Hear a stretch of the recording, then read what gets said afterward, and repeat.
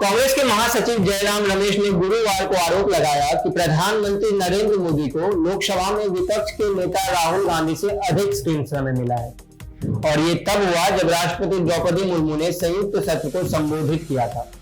और तो और जयराम रमेश ने कहा कि अपोजिशन अब आक्रामक मोड में रहेगी और लोकसभा में कैमरा वाले बयान के बारे में विस्तार से जानेंगे। नमस्कार, मेरा नाम है अमरदीप और आप देख रहे हैं एनएल न्यूज। जयराम रमेश ने कहा कि राष्ट्रपति के 51 मिनट के संबोधन में विपक्ष के नेता राहुल गांधी को 6 बार, सरकार को 108 बार और विपक्ष को 10 बार कैमरा पर दिखाया गया है। संसद टीवी का काम सदन की कार्रवाई दिखाना है, ना कि कैमरा जीवी के आत्ममुग्धता को, ऐसा रमेश ने अपने एक्स पर पोस्ट कर किया। राष्ट्रपति द्रौपदी मुर्मू ने 18वीं लोकसभा के गठन के बाद पहली बार दोनों सदनों को संबोधित किया।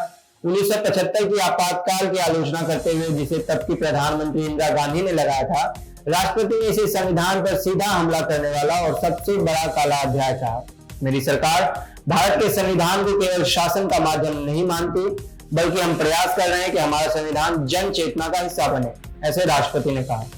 राष्ट्रपति के संबोधन का जवाब देते हुए कांग्रेस प्रमुख मल्लिकार्जुन खड़गे ने एक्स पर लिखा कि मोदी सरकार द्वारा लिखित राष्ट्रपति के संबोधन को सुनते हुए ऐसा लगा जैसे मोदी जी हमेशा इनकार में हैं।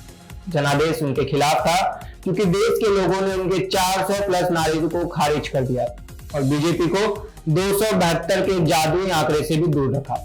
मोदी जी इसे स्वीकार नहीं कर पा रहे हैं, इसलिए ये दिखावा कर रहे हैं कि कुछ बदला नहीं है, लेकिन सच ये है कि देश के लोगों ने बदलाव की मांग की थी, ऐसा उन्होंने जोड़ा। कांग्रेस नेता तारिक अनवर ने कहा कि उन्होंने केवल पुराने स्पीच में कुछ बदलाव किए हैं। आज के राष्ट्रपति के संबोधन में कुछ नया नहीं था। आपातकाल के बाद कई चुनाव हुए जिसमें बीजेपी को हराया गया, उनके पास कहने के लिए कुछ नया नहीं है। वही 27 जून को हुई मल्लिकार्जुन खड़गे के निवास स्थान पर इंडिया ब्लॉक की मीटिंग के बाद पार्टी नेता जयराम रमेश ने कहा कि विपक्ष अब सरकार के खिलाफ आक्रामक मोड में रहेगा।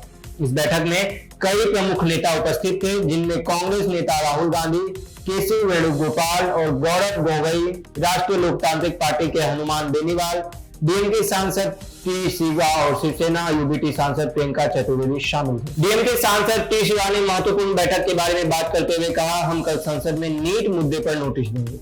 राष्ट्रीय परीक्षण एजेंसी यानी एनटीए, जिसने नीट यूजी परीक्षा आयोजित की थी, पर कथित अनियमितताओं को लेकर आलोचना हो रही है।